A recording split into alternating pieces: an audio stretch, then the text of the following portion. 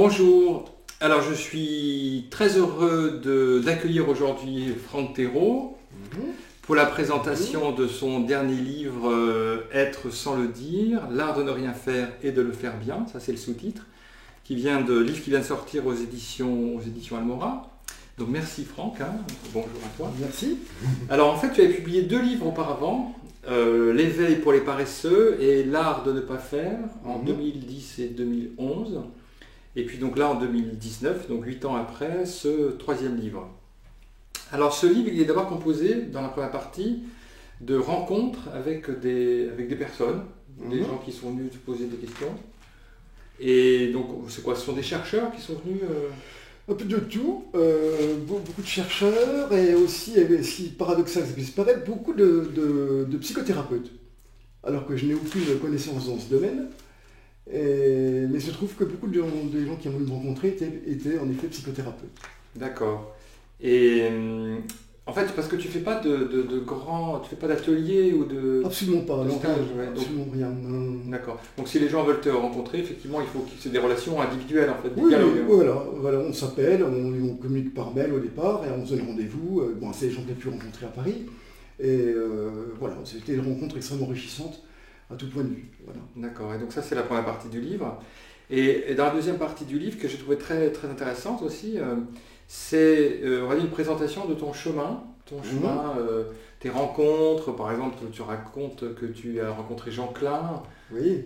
Voilà, donc ça c'est on va dire ton chemin de chercheur. Le chemin de chercheur qui était aussi un chemin de croix. Ah oui. Tout chemin de chercheur. Mais je suis sûr que ça va amuser tout le monde. C'est vrai qu'il y a des rencontres un peu, enfin, tu racontes que tu es dans une sorte un peu de secte, tu oui, comme ça. Une vraie. Et puis ensuite tu parles de Jean Klein et puis de ta découverte de quoi d'ailleurs, découverte de quoi? Parce que là, dans le titre, le sous-titre, c'est l'art de ne rien faire et de le faire bien. Oui, non, parce qu'en fait, ce dernier chapitre, c'est les gens m'ont toujours demandé quel a été mon chemin pour pouvoir dire aujourd'hui qu'il n'y a rien à faire. Ouais. Vous avez dû faire pour dire qu'il n'y a rien à faire. Ouais, oui, voilà, c'est souvent la question qui est souvent posée. Et donc justement, j'ai essayé d'y répondre par tout ce parcours, j'ai passé par des tas d'étapes que j'ai changé ce parcours, et en fait pour arriver à ces conclusions. Comment je suis arrivé là, à cette conclusion. Voilà. D'accord, et d'où le sous-titre, l'art de ne rien faire et de le faire bien. Alors en général, l'art, oui, un art, c'est une technique pour arriver à un résultat, pour atteindre un résultat. Et là, alors c'est l'art de ne rien faire. Donc, pour désapprendre. Il n'y a rien à atteindre, alors il n'y a rien à faire. Absolument rien. Tout est là, tout est déjà là. Et comme le disait si bien Jean Klein, chaque pas entrepris dans sa direction vous en éloigne. Oui, tu cites cette phrase. Ouais. Voilà, que j'aime beaucoup. Et donc je cite souvent dans mon livre, parce qu'elle a été pour moi une sorte de mantra, si on peut dire, pendant toute la durée de mon parcours. Donc en fait, mon parcours en tout cas. Il n'y a rien à atteindre parce que c'est déjà là. Parce que c'est déjà là.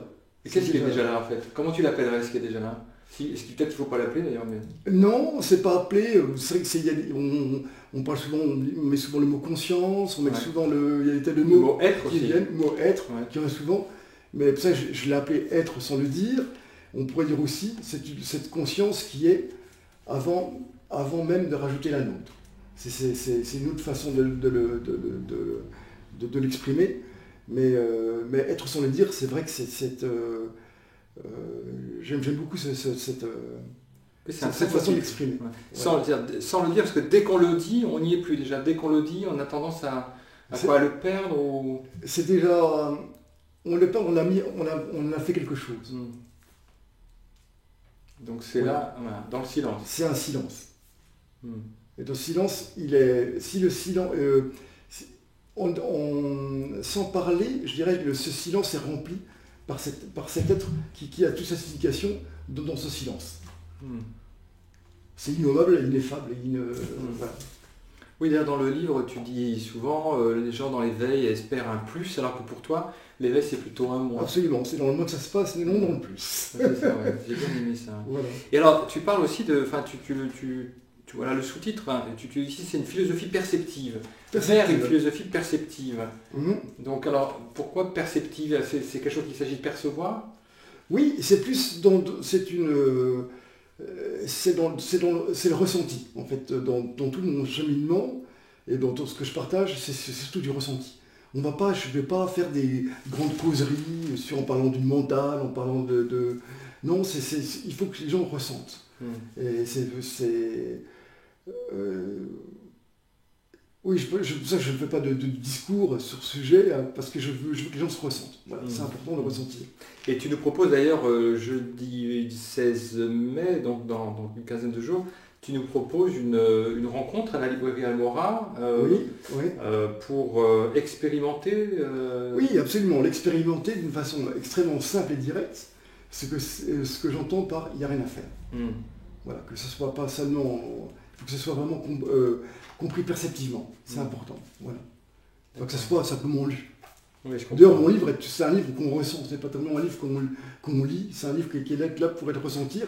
Et d'ailleurs, souvent dans le livre, je fais participer en fait, le lecteur à ce qui est partagé. Quoi. Oui, tu proposes dans le livre d'ailleurs des moyens au service de cette philosophie perceptive. Quoi. Voilà, c'est vrai de se désapprendre. Ouais.